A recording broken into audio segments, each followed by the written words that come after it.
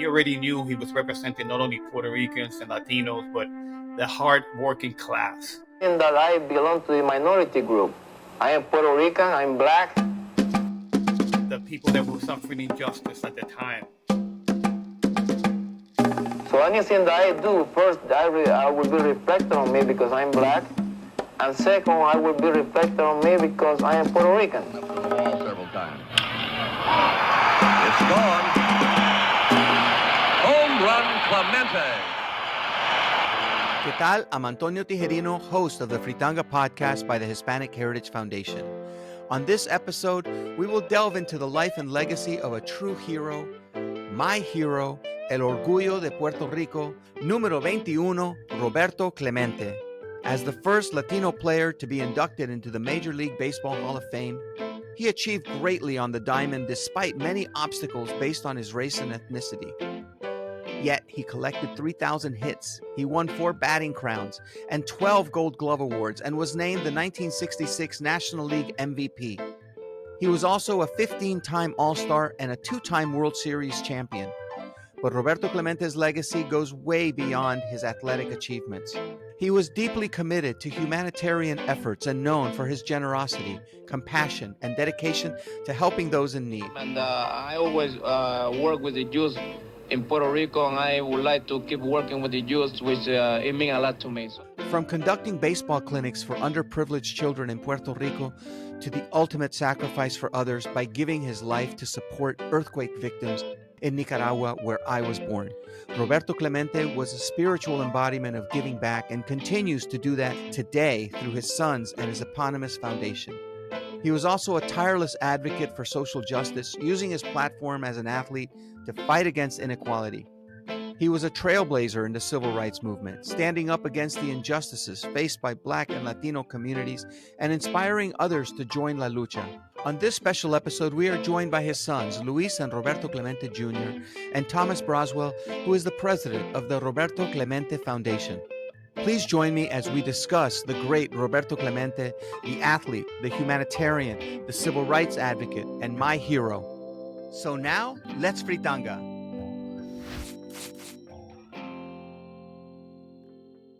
All right, this is a special one, you all. Special for me more than anybody else. I am joined by very special guests to talk about the legacy, the man, the impact of my greatest source of inspiration, Roberto Clemente. Anyone who has known me or knows me knows how important number 21 has been in my life, 21, professionally, personally, and in my community. First, let me introduce one of Roberto's sons, Luis Clemente. Hola, Luis, in Hola, San Antonio. Juan, Puerto Rico. Nice to be here. Very happy to be here and with everyone else to join you and talk about our father's legacy. And it's also your legacy too, because I'm looking at all of you as my new source of inspiration. Also, let me introduce Luis's brother, also part of the Roberto Clemente Foundation, Roberto Clemente Jr. Hello, Tony. Thanks for having us. Straight out of Pittsburgh. And lastly, it's my pleasure to introduce the president of Roberto Clemente Foundation, Thomas Brasuell, who is down there in Orlando. Good morning, Tony. Thanks for having us.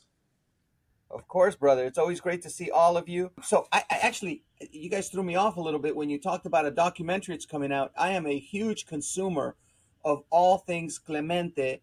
Can you talk about the documentary that's coming out and the timing of it? I know it's been in a couple of film festivals.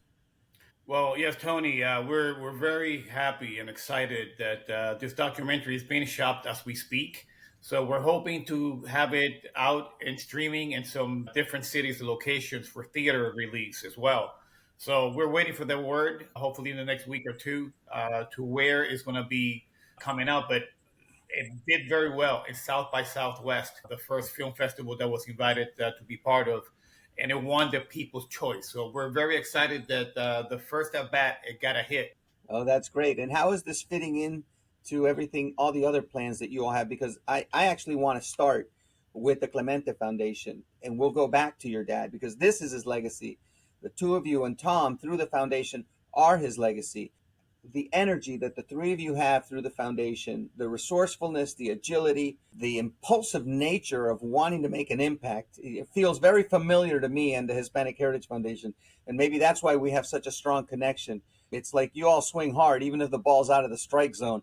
And so I love that. So tell me a little bit about what's going on with the Clemente Foundation. Each one of you take a shot at it. Sure. The foundation, again, our mission is to perpetuate and carry on Roberto's legacy.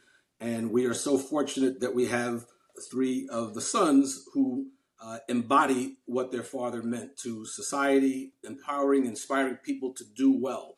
We're around the country everywhere we go. Of course, we see many, many Clemente fans who, again, not only are inspired of what he did as a baseball player, but what he did off the field as a great humanitarian. And every time, it seems like every year, there's always something new being named after him. In September, we'll be in Connecticut because the International Language School in Waterbury, Connecticut has been renamed the Roberto Clemente School. It'll be a ceremony in September. But we're in like the third of 3 years where there are many 50th anniversary celebrations that we are participating in, recognizing, and commemorating. So the foundation is doing that, again, not just around the country, but all over the world. We also make sure kids have fun and learn baseball. Kids can learn to have fun playing baseball and learn some skills. So we do clinics all over the country. That's the other part of the foundation as well. Again, we're inspiring and building nations of good, but we're also making sure kids are active and have fun and learn to play baseball.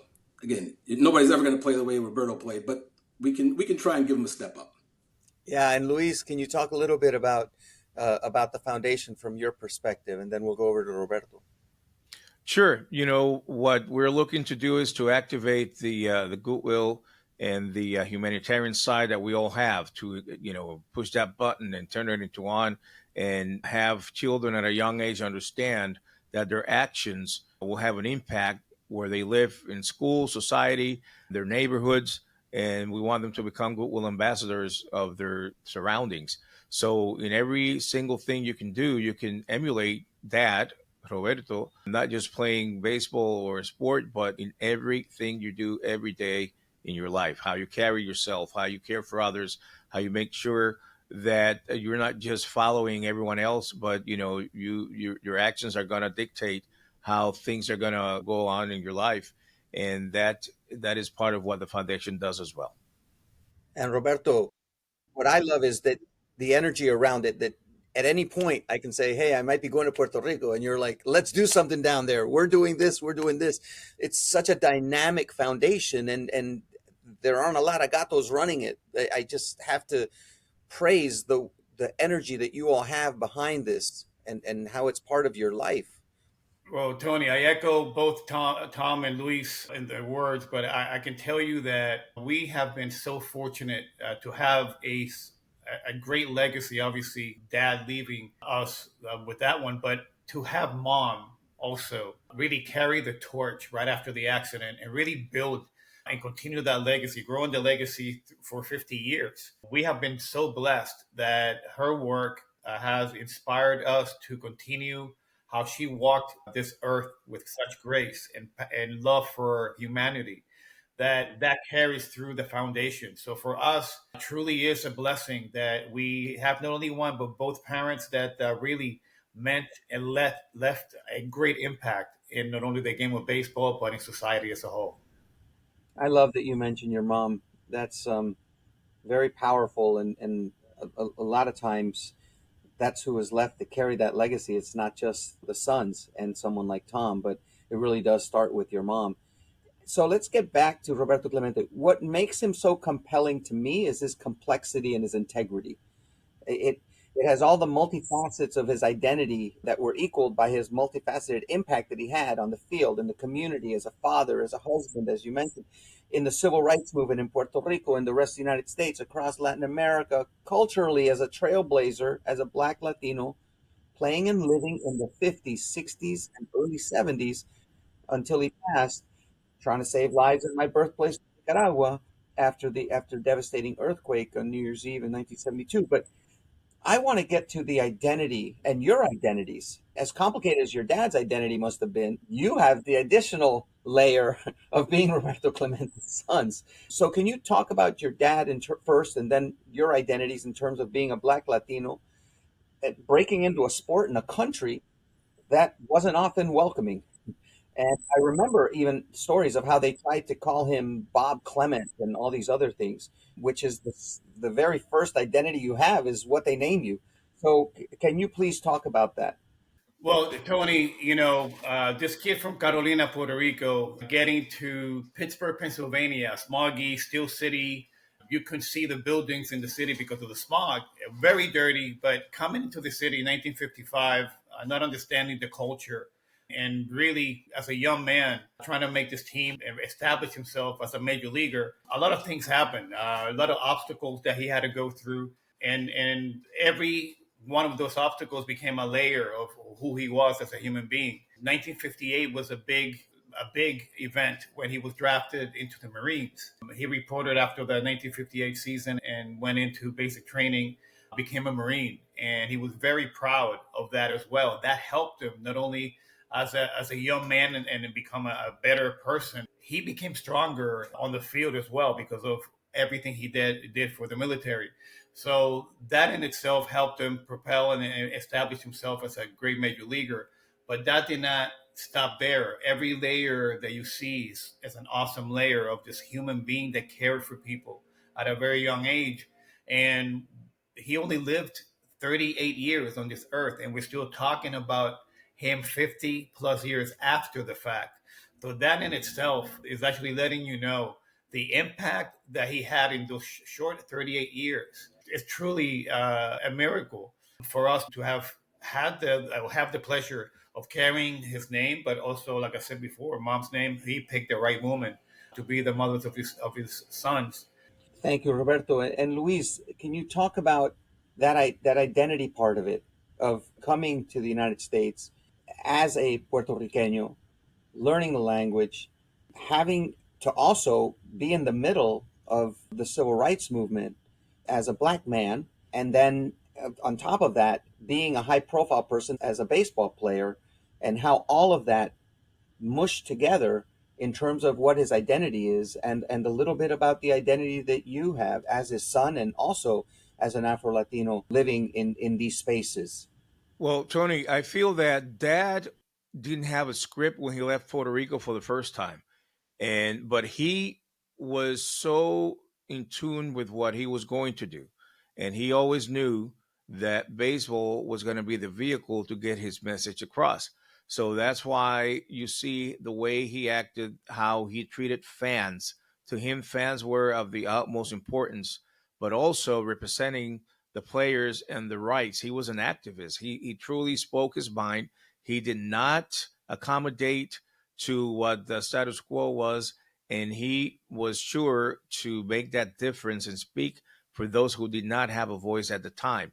I feel that those are the elements and the character that he had that really made him stand off and made him different from everyone else. They would tell him, Roberto, tone it down a little. They're going to send you down. He says, I don't care one way or the other.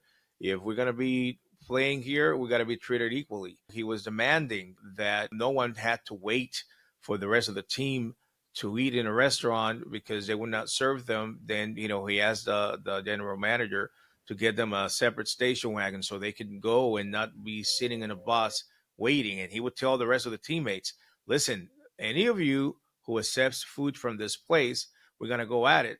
And they would say, Roberto, but we're starving. We have to eat something. I say, I don't care. You have to have dignity. And if we're not good enough to be served in that restaurant, then that food is not good enough to feed our souls. So, he was very determined in everything he did. And I feel that, once again, it was not scripted. It just how he felt. It was who he was. And I feel we inherited that, between mom and dad.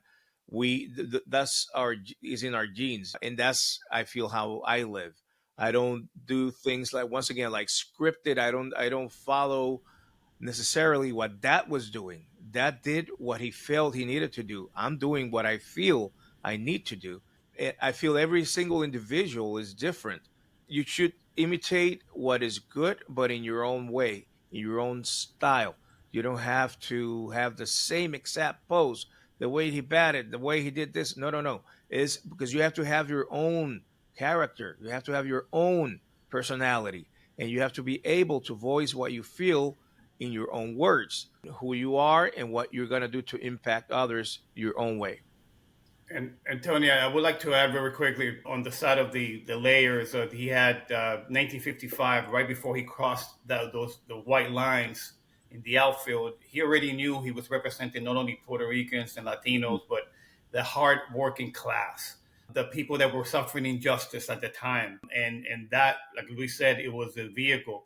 But he was ahead of his time in many ways. He was a visionary, but he was a man of action. He was a critical part of creating the Players Association, what we call the Players Association today. He was the first representative voted in by all the players in the league to represent them with the league, with the baseball league. So that's how important he was of a personality and a leader for all the players to respect him that much. Even the guy was from Puerto Rico with a heavy Latino accent. And that's why when people say to me, "Oh, you always mention Clemente as your role model, the baseball player," and I'm like, "No, it's not the baseball player part. The way he played certainly influences me, but it's more of being a voice for those that didn't have a voice. If he's in a room, he's there to represent everyone that isn't in that room. And for you to just validate that feeling that I always had about him, it really means a lot to me because I emulate that. And as Luis said, you take what somebody else does and you put your own spin on it. And I've tried to do that my entire career. And I have to say, as a child, when I came here to the United States from Nicaragua, my comeback to every bully that was picking on me because of my heritage, because of my accent, because of other things, is always, well, so is Roberto Clemente. And that was that. All of my kids carry that with them. They know that story of when I came to the United States and the role that your father played on me as a child. And every one of them carries that with them. And that means a lot to me because that legacy continues just within my own family, let alone everything else. But I want to talk about his role in the civil rights movement, which we touched on a little bit. I was fascinated by some of our conversations we've had where you tell me about Martin Luther King coming down to Puerto Rico to meet with your dad. Your dad seemed very proud of being all of the things he was, if we just talked about in the complexities of identity, especially within the Latino community. But whether he was a veteran, a baseball player, an activist, Puerto Rican, Black, everything he stood for and was. Can you talk about the civil rights part of this too? We wish we were a fly on a mango tree on our farm in Puerto Rico. um, well, Dr. King did visit Puerto Rico to speak, and actually, we know that they did spend time together. Took him to our farm in Rio Grande by El Yunque. Like I said, we wish that we had any type of recordings of those meetings and those times spent together. Dad also had a business where they went to, and I know that Dr. King also danced some salsa in Puerto Rico at the Carretero. But obviously, that was a confirmation of the work in the civil rights. That was confirmation of where he wanted to do, what he wanted to do in terms of continuing to serve those people without a voice. And that relationship with Dr. King obviously was very special to the point after the assassination, Dad actually stood up and declined to play and invited those players, the African American, to play that out of respect for Dr. King. And by him doing that, he delayed the opening of that baseball season because of the leader that he was and that relationship, the mourning that the nation was feeling of the loss of Dr. King. I'll mention a couple of things. Again, at the heart of civil rights is making sure everybody has equal opportunity. And when Roberto was first drafted by the Dodgers, again, his play obviously was far beyond normal and what normal players can do. Branch Rickey, who famously signed him, Branch Rickey asked him, "Are there other players like you in Puerto Rico?" Again, Roberto was probably the seventh or so Puerto Rican player coming out of the island. And Roberto said, "Not only are there others like me, but there are great players in the Dominican Republic too." And to that time, there had not been a Dominican player signed. And to this day, we now have about 900 players signed. So Roberto basically opened the door to two things in the Dominican Republic. tourism and baseball that's their whole economy, pretty much. Honestly, their whole economy. Those are the two staples of the economy, and basically you can trace it back to Roberto opening the door to what is one of the biggest parts of the Dominican economy by him opening that door. But then not only the Dominican Republic, as you know, it now opened the door to the entire Caribbean to other players. So that's one aspect of it. Again, and it boils down to giving people equal rights, because he said, look, other people need to get the opportunity I'm getting to play baseball.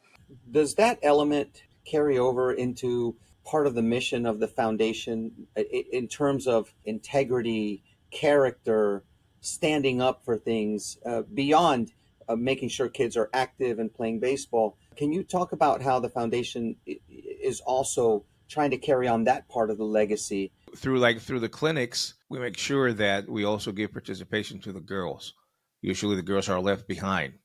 And we, so through what we're doing through the clinics and everything else, we're also making sure that the brothers, the kids, understand at an early age, how to also give equal opportunities and embrace and allow that to happen. We're having a lot of different situations, at least here in Puerto Rico, with, unfortunately, a lot of killing. A lot of women get killed by men. And if we start at a young age to make them understand, and the parents as well, because everyone obviously is really proud of the son, and they want the sons to be the one who shine and get the limelight and the opportunities, but then the girls are left behind, while this is happening. And at least I make sure that they do participate. I make sure that there's not a girl left alone in the stands, because baseball's a game and it's meant to be played. Everyone has a right to play. And that's what we, making sure that happens. Otherwise, life will continue the way it was, or it's always have been, where women are looked, like they're less than us and everything. And that's not right. I mean, just the way mom brought us up, I feel that I owe that to her. So to me, that's very key and important. So through the sport, through baseball or any other sports, we're also teaching them to allow that participation. And I think in everything else, it'll have an effect as well.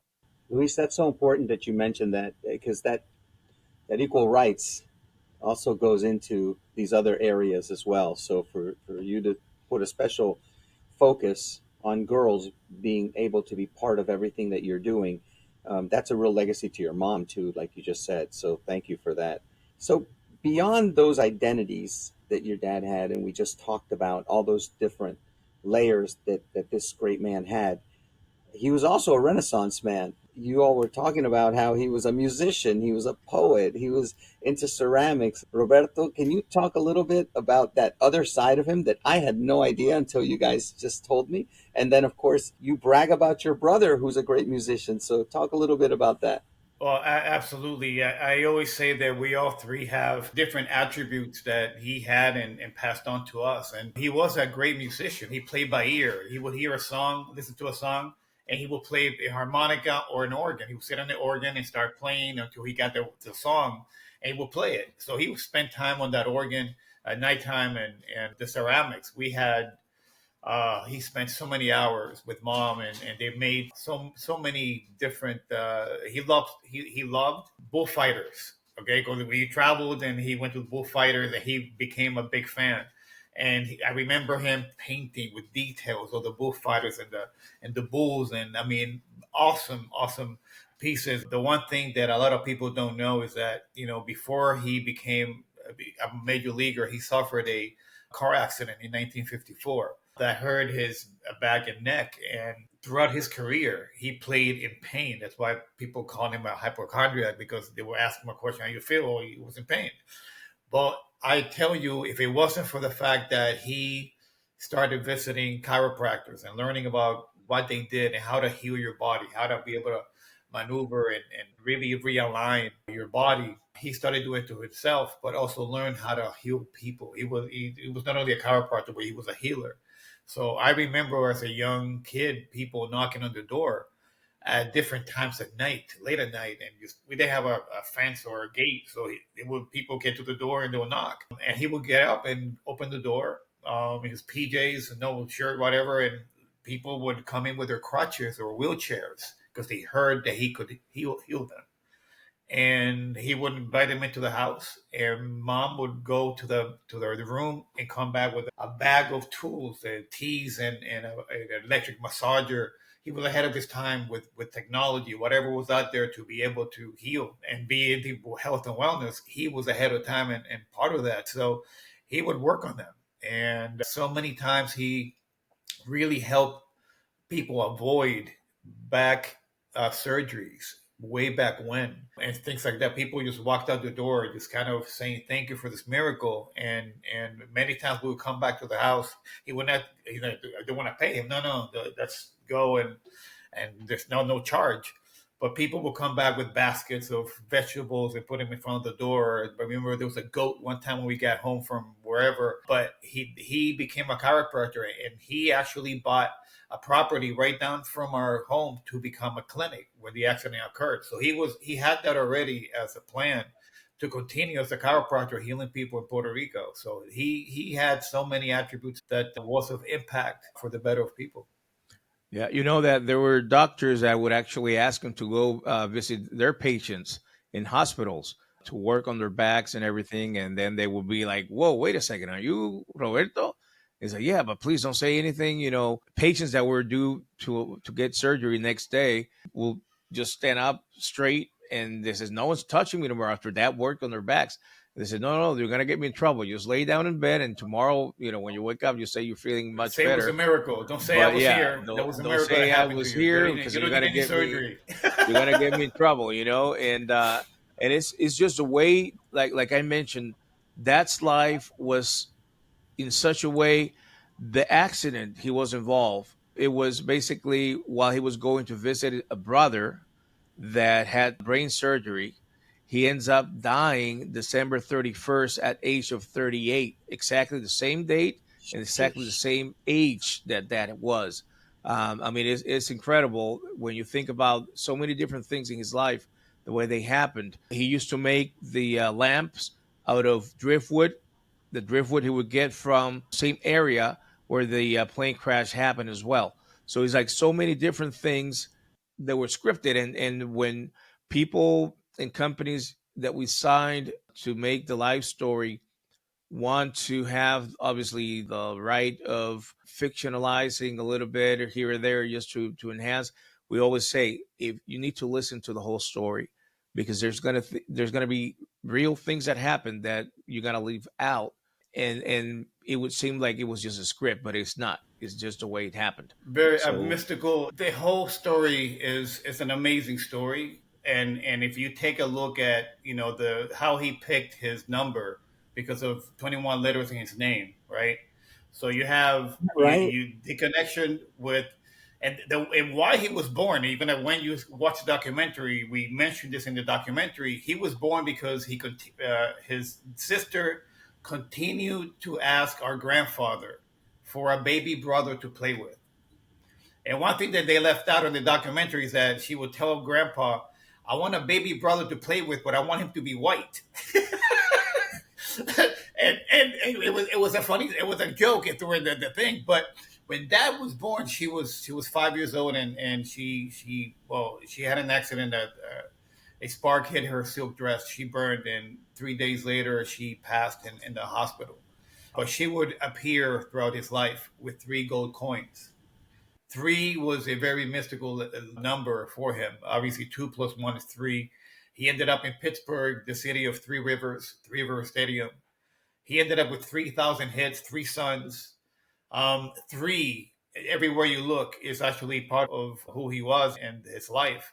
And that is something that for us, everything that we look into his life is truly an amazing thing. That it's truly quite a story, and we can't wait to do the next chapter of the story, which will be the feature film later on.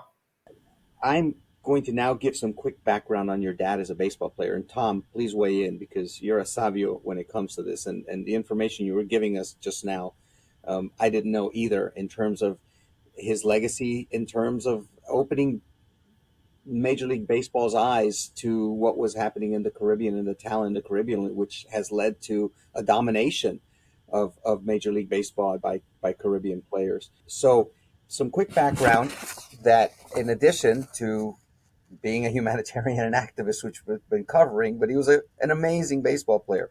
He played baseball in Puerto Rico, made his major league debut with the Pittsburgh Pirates in 1955.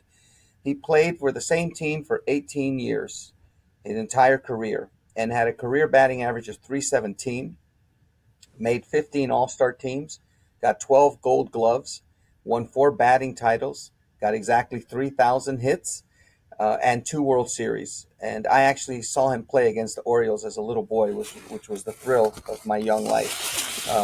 He was the first Latino player inducted into the Baseball Hall of Fame just months after he died, and it was just the 50th anniversary of getting inducted. Tom, can you talk about his legacy on the baseball field and in sports for a moment, as we've been talking about all the other facets of this remarkable man? Talk about how he really impacted every player since then and today by the way he gracefully and forcefully destroyed pitchers with his bat and base runners with his arms. Sure. So a couple of things. One, you mentioned his unbelievable stats. His number 21 is so revered. There are players who say, I want to wear 21 in his honor. And there are other players who say 21 is so untouchable, I won't wear that number in his honor. So the number is an amazing number. In addition, an amazing baseball player is what's called a 5-tool player. That's somebody who can hit for power, run, throw, and field. Again, those are the 5-tool players. And he is the ultimate 5-tool baseball player. So somebody who wants to be all of those things would have to model themselves after Roberto. I started to tell a story a little bit earlier of Norm Miller was a player, an above-average baseball player, played most of his career at the Houston Astros. Roberto was known for his unbelievable throwing arm. And Norm Miller, playing against the Pirates one year, he hit a single. And what would have been a single. The ball goes to right field, and most people, the ball goes into the outfield, they kind of jog or run pretty hard at first base. Roberto picks the ball up and throws him out at first base. And it wasn't the first time he had done that. And Norm, I was mentioning, Norm is a really great instructor. So when we used to have a youth program, there was a youth program called Reviving Baseball in Inner City that Luis and Roberto started in Puerto Rico, and then Roberto started in Pittsburgh. Every year I would bring all the coaches from around the country to a training session. And Norm was telling that story. He used to do my coaching training, and he was telling that story about how you have to hustle because look what Roberto did to me. And I said, by the way, Norm, I started telling Roberto's son is here with us. And he goes, what? And he met Roberto at this training, and Norm just broke down in tears. I don't know, Roberto, if you remember that day, but yeah. Yes, So he, even after his career and during his career, teaching players, you have to hustle because, again, what he did on the field because of his unbelievable throwing arm. And then, as we all know, in the 1971 World Series, first ever game played at night in the World Series. So the world now is open up to primetime World Series baseball. And Roberto basically put on a show and single-handedly beat the Baltimore Orioles, who were, I think they had 4 20-game winners that year. They were heavily favored. Again, but as I say, Roberto single-handedly pretty much beat the Baltimore Orioles. So that's, his legacy on the field, again, continues to this day because players from all over, not just Puerto Rico and the Caribbean, players here in the States, if they want to model them, they're playing after someone great, that is the idol and the ideal that they try to shoot for. Tom, can you mention the task that he actually got to accomplish that no other player ever did or will ever do? A walk-off grand slam inside the park home run. Yeah, that's probably one of many things that only he did. In his early at-bats, his second game, I think he tripled in his second game. As I say, his last at-bat being his 3,000 hit, which, a little controversy the day before. He got a hit, then it was ruled an error. He said, look, I don't want any controversy. I'm going to show you I'm going to do it again. And he does it again and gets the 3,000 hit the following day. And again, many people consider him, because he is at 3,000, he was the 11th player to get 3,000 hits. There are a few more now, but since he is the only one that's at 3,000 exactly, he's kind of like the gatekeeper, the president, if you will, chairperson of the 3,000 hit club. So I'm just going to throw one more thing about the civil rights movement again. Also, that Luis earlier mentioned that, when he came from Puerto Rico, I know we're talking about his baseball career, but I do want to mention when he came to Pittsburgh, people of color couldn't live in most of the city of Pittsburgh. And he lived in the National Negro Opera House. And at that time, again, when all the players of color for the Pittsburgh Steelers lived there, Roberto lived there, But also when people came to perform, Count Basie, Duke Ellington, Lena Horne, Cap Calloway, all of those performers also had to stay in the National League Opera House. So we can only imagine if they crossed paths. And what Roberto was thinking is, here he is, a great baseball player. Here you have these great performers, all these people of color who can't stay downtown. One can only imagine how that also sensitized him and also made him even more of the activist that he was. I think he was a five-tool player in life. If you're talking about being an activist, being a veteran, being a baseball player, being a humanitarian, being a dad and a husband, and being a role model to so many people, including me. Thank you for that, Tom. I'm picturing that right now, all of these greats all in the same place. I have to ask you guys, speaking of baseball, what was it like to play baseball with a name like Clemente? I was joking earlier that it was like John Lennon's kid deciding to go into the music industry. So did both you guys play baseball growing up? We sure did. We Yes, sure we did. sure did. I mean, we played organized baseball from right after the accident. Age of 8, we actually ended up in Tireless, Puerto Rico, which was a good place to be playing baseball. And ended up, both of us playing professionally. I myself loved the game. I can tell you in hindsight, there's so many things that were against me in terms of the age. I was not ready mentally to go into that realm. I can tell you that so many things throughout my youth. I had so many questions. I remember walking into spring training for the first time at age 18 and going out from my first day, and then they say, "Hey, Clemente, you got to take care of this before you go out." And I looked, and the amount of media that was there. I mean, and I'm just fielding, the same question: Are you gonna be as good as your father? Is that you're gonna, this is all the comparison. All your dad was all. It was a whole thing every day. Obviously, I didn't feel pressure until I got there, and I put it on myself.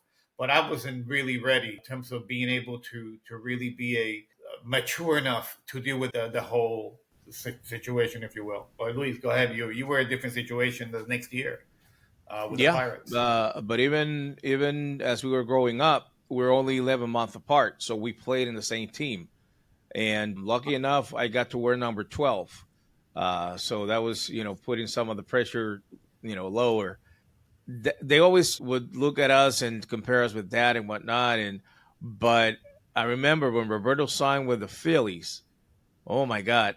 Back then there were no cell phones or nothing, but somehow people got a hold of our home number, and that phone was ringing off the hook. And people asking mom, how is that possible that you allow that to happen?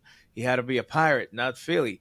And Arch we rival, arch rivals. There's imagine, a yeah. I backstory to mean, that, but yeah, from it's a backstory Pennsylvania, both why that teams. happened. But yeah, So then basically when we did sign, I remember being in the lobby of Pirate City waiting for my room assignment, and they changed my position even before I wore a uniform as a professional ball player. And that's what I tell the kids: you're a ball player, you're not a position. A position is when you ask someone, so what are you? Oh, I'm a first base. Oh, I'm second base.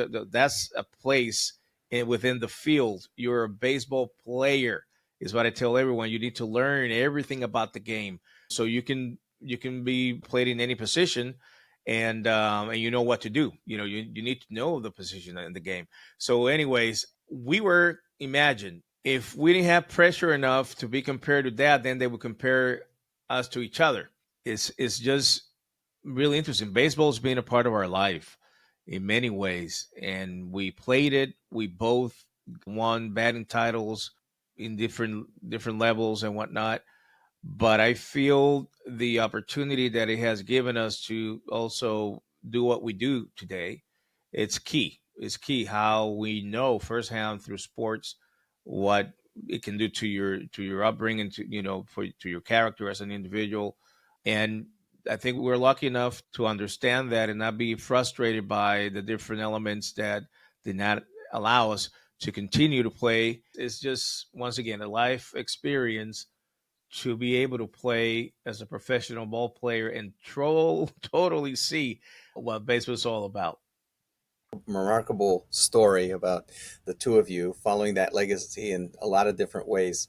So Being from Nicaragua, when I'm around Puerto Ricans, I feel like we're like primos because of your dad. I feel like Nicas and Boricuas are forever connected because of your father's tragic passing. So I had mentioned earlier, please dig deeper into Roberto Clemente's humanitarianism, which culminated with his great need to help Nicaraguans dying and suffering after a massive earthquake hit Managua just before Christmas of 1972.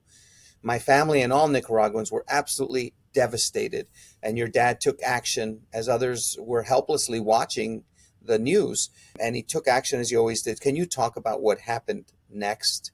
And all of you, please weigh in terms of that. Maybe Tom, I know you probably have a timeline of everything that happened, and then Luis and Roberto can weigh in. So again, I'll turn over them quickly, but of course, him going to Nicaragua and making sure, the story is, of course, that the aid wasn't getting there, and he was going to make sure it got there. But not only that is the time of the year. On New Year's Eve, when everybody is ready to go out and have a big celebration, a party, he decided that was secondary or even tertiary, but he was going to make sure this aid got there, even the fact that it was New Year's Eve.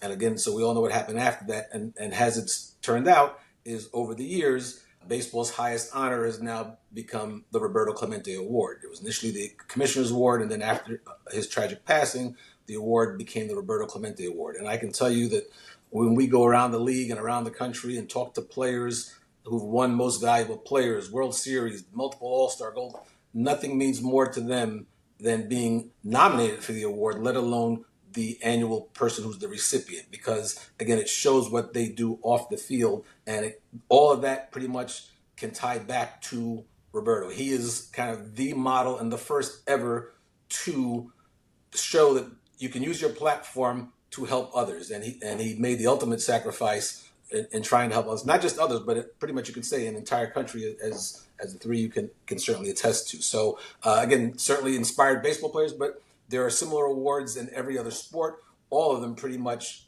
trace back to Roberto and what he tried to do and was attempting to do to make sure that an entire country was going to be assisted in a time of tragedy.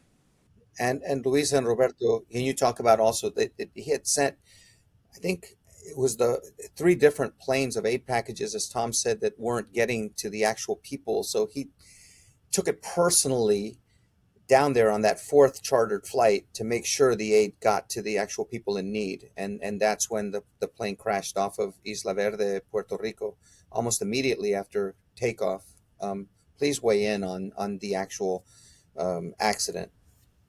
Well, you know that first of all, the love that developed for Nicaragua was because he was managing the Puerto Rico national team, and Nicaragua reminded him of the way Puerto Rico was when he was growing up. So immediately, that captured him, because a lot of people say there's different reasons why he was going, but there were actually three planes that actually made it before him, and those planes, there was a direct communication with radio aficionados, and which would tell Dad exactly what was needed. And so they gathered all this different medical equipment, X-ray machines, because there was nothing. Everything was totally leveled in Nicaragua with this horrible earthquake. So from the actual efforts from Puerto Rico, that hospital, became that children's clinic, let's say, was put together, that wanted to bring back the people that were there working and putting all of this, technicians and whatnot. But also there was a sea barge that made it as well. So there was three planes in a sea barge that made it. The only plane that did not make it was the one that he was on. And he consulted Mom. He said, "Listen, what do you think?" He would always consult Mom. He would always tell Mom he knew he was going to die young, always, and that's exactly how it happened, right? But with the accident, the plane was loaded with volunteers. There was no weight imbalance. There were so many different elements that shouldn't happen. That plane was purchased in an auction in Florida, in Miami, and in one of the attempts to take off, it ended up in the mangroves at the end of the runway because it never took off. But they were so busy collecting the aid and everything that it was going to be sent to Nicaragua, that they did not watch the news because that plane was in the news. So there were so many different things. He told mom, if there's anything wrong that will happen, I will literally cancel this flight, this trip. And something did happen. The first attempt to leave, to take off, they had to return because there were some issues with some spark plugs, some different things at the time. That's why mom, when the news came out, she thought that it's impossible. He has to be more than halfway there already. There was a family that was coming in that was going to spend the holidays with us here, and so mom had to leave and pick them up on the other side, the commercial side of the airport. So that's why she did not she wasn't there to watch the plane take off. She always saw every plane that was in take off, and then she would leave. But in this particular case, she had to go to the other opposite side of the airport, and that's what happened. That she could not believe. No, that's an error. When she heard the news and she was told what happened, because she says impossible. Roberto must be more than halfway to Nicaragua already. So there were so many different elements that were uncalled for that day, but there were many signs that would tell that from different people not to go, not to get on that flight. Mom told me that she had this song in her head all morning, and it was about a tragic accident that took the life of a whole volleyball team and a boxer. And that song just kept circling in her head all day. And what Roberto told them as well, my grandfather had another premonition that he would tell him not to get on the plane or whatever. But that's, we all know what happened afterwards. Roberto and I and Ricky, we never really sat to talk about how you felt, how you dealt with it. I remember being in Pittsburgh for the first ever time that we sat and we had that conversation as adults. We were sharing, how do you cope with it, how do you deal with it. It was hard. I was used not to see dad for most of the year because of the season. He was so proud of being Puerto Rican. We had to be born here and raised here, so we were used not to see him for most part of the season. But then, as years went by, I realized that was it. He's never coming back. There's not another chance I'll be able to see him or speak to him or share time with him or spend time with him. And it really rough. It was totally really rough. And still, being a parent, being a father, to deal with your kids and basically have that part. Imagine I always joke within the family, cousins and all. I said, listen, start looking and reserve the date. Your last date here on Earth, because it seems like every single special day in the calendar, someone has passed, and it's I don't know what it is, but it's been like that for us. But to have specifically the 31st of December, the biggest, as Puerto Ricans, we're the biggest partiers. We celebrate absolutely everything. So to have that, and growing up and that being the mourning day, the day to mourn that and everything, I realized, it came where I said, you know what, I can't just do this to my sons, to my kids. They also need to experience that, our culture and everything. So every 31st of December, we go to the site here in the ocean where the accident took place, and we do flower offerings. And then later in the day, then our day becomes, the celebration of the 31st, because of what we do all year. I feel that we can then not feel bad about also celebrating on the 31st, because we're celebrating his life and what he left us to continue as our legacy. Beautiful. Roberto? Well, we all had ways to kind of that went through this sad moment. It's a bittersweet, obviously. Every 31st of December, I found out actually the story behind the militia at the airport. So the general that was in charge of the airport, they all went to Stanford University out of Nicaragua. That's when they went to school. The whole family, three generations of Stanford graduates. One of the young kid that came back from Stanford to celebrate New Year's was hanging out with his friends. They were at a party. They left the party to go home. When the earthquake happened, everyone in the party died. So when he gets home, he has no idea the earthquake had happened. So he gets there, and his father gets a call from Somoza, and Somoza's telling him that he heard that all the planes that were coming into Nicaragua had agents dressed as doctors and nurses to come into and do a coup at the government to be able to infiltrate and stay there and do their thing. But he got very paranoid, and that's when he actually decided to cut down everyone coming in and touching ground in Nicaragua. So that just get the stuff out of the planes, refuel them, and send them out back to where they came from. And that's why when that sent the aid prior, things were not getting to Masaya, to the hospital where he was sending it to. And that's what actually was a catalyst for him to get on that plane. Which I woke up the morning, and I remember being excited of all our friends flying into Puerto Rico for the party, the New Year's party. And as I approached the dining room table to say bendición, what came out was, Dad, don't get on that plane because that plane is going to crash. We had no clue he was flying. It was my first premonition. And obviously we know the rest of the story. He said, I'll see you when I get back. I said, no, you won't. The plane's going to crash. And because of that moment with him, it affected me in a very different way than it did my brothers, because I felt a feeling of guilt for not doing enough to stop him from getting on that plane. And as Tom mentioned earlier, the significance of your father's legacy as a player, humanitarian, and advocate, it's commemorated every single year through the MLB's annual award, the Roberto Clemente Award, given to a player who, quote, best exemplifies the game of baseball sportsmanship, community involvement, and individual contribution. What a way to remember your father's impact every single year. And I'm just very moved hearing this and all the backstories, and especially the premonition that you had, Roberto. And this has just been a remarkable moment that I get to spend with all of you.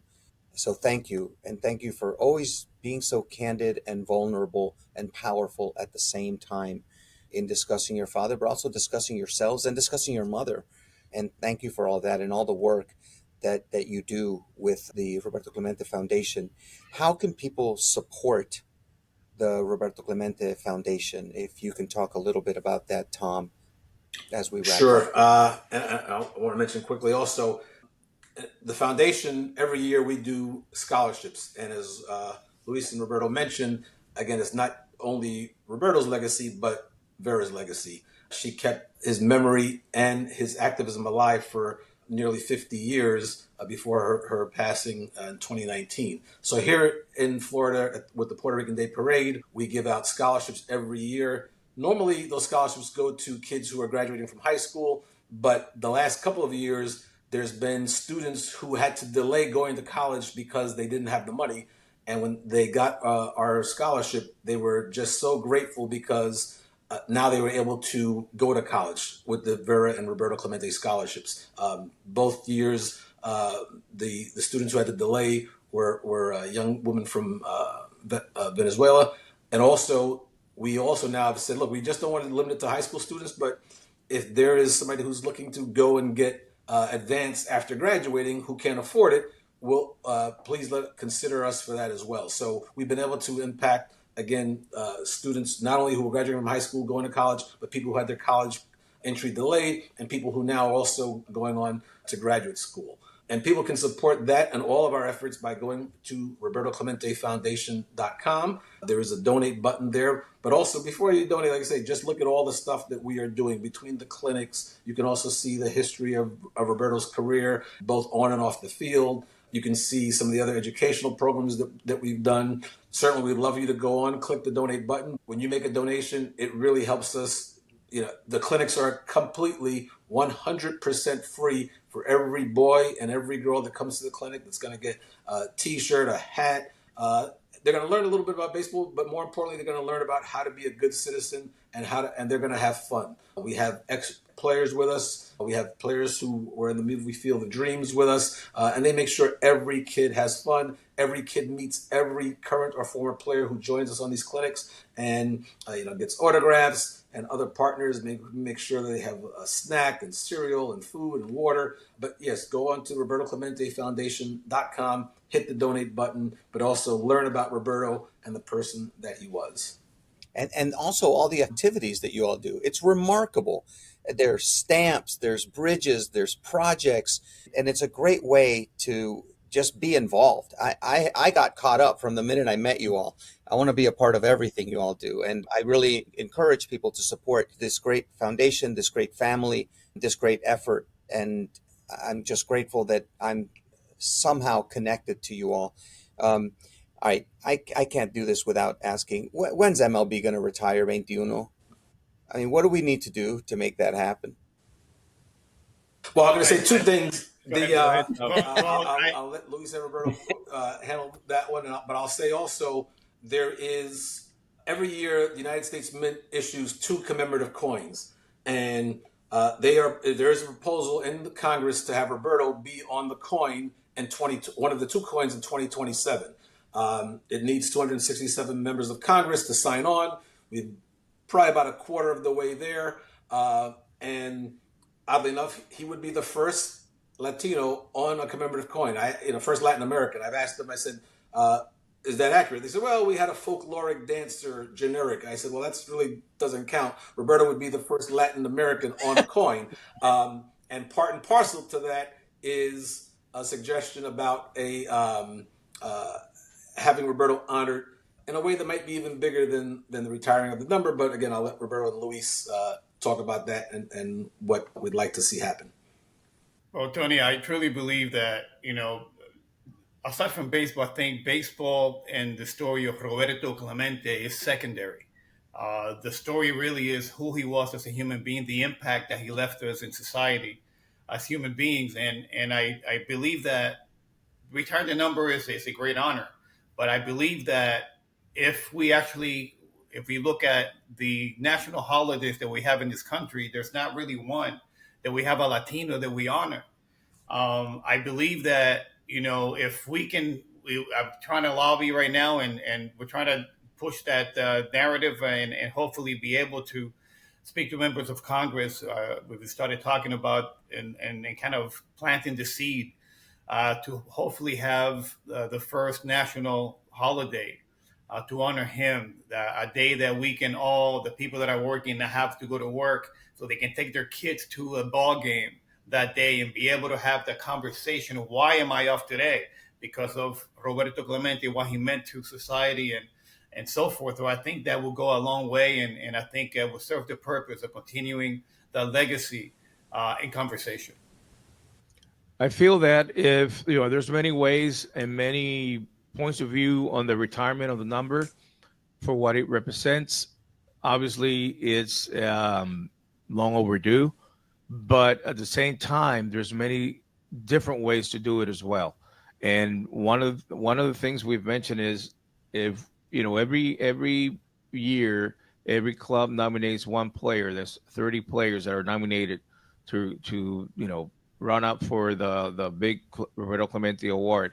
But every year, I feel that the player who wins the award should have the privilege to be the only one to have a distinctive, during the next season, like Miss Universe, that she gets to wear a crown. Well, then this player should be the only player to have a distinctive way to be recognized as the winner of the Roberto Clemente Award in the previous season. And it would enhance it. I think that even like my uncle feels that if they retire the number, then people are going to forget because they don't see the number. So there's a different point of view that everyone has. I feel, once again, it's we understand what it represents, but there's so many different ways to continue to honor Dad that I feel that eventually one of those ways are gonna take effect. And in the meantime, well, those players that are Clemente Award recipients that are still playing for the rest of their seasons, they get to wear 21 behind their caps. So there's steps towards, getting there. And we know that MLB obviously honors that by having the Roberto Clemente Day, the Roberto Clemente Award, and we're part of it. So far, I believe he continues to be honored, and in different ways. So we're not complaining directly at this point. You Okay. can't forget about Studio 21 and MLB Network, which is pretty No, oh big yeah, too. the whole So station that's has pretty been cool. dedicated to that. I went there in the process of when they were building the studio and everything, and I mean it's amazing how it turned out. So once again, there's a lot. I think that soon we will be submitting some of our footage of what the foundation does, and through Studio 21, people will get to know more and be more connected to what we do. Well, thank you all very much. I can tell you that we certainly honor your dad. In the Tijerino household, every one of my kids has had Clemente jerseys, and every one of them did their book report without my urging, by the way, um, on Roberto Clemente when they were in grade school. Every single one of them, and your dad's legacy certainly is in my household, and in the Latino community, and in baseball, and culturally in the United States and all over Latin America and all over the world. So thank you all very much for being a part of this. This is how we finish every one of the Fritanga podcasts, is that we ask a question of all our guests in terms of what is it that comforts you within our culture. So I want each of you to just let me know what song, and this is big because Luis is a musician. Maybe it was a song that your abuelita sang, or your dad used to play on the organ. What foods gives you just comfort? And even if it's like smells, or a movie or a TV show that you watch. But let's start with Roberto. Let's start with you in terms of a song, food, or smells, or a movie that when it comes on you just don't turn it off. Um, Wow. Well, I literally I was walking the dogs this morning, and I got my Pandora, and a Gran Combo came in ah, on and I'm a big fan. That was very close with them too. I mean, that's how long they've been around. A Gran Combo.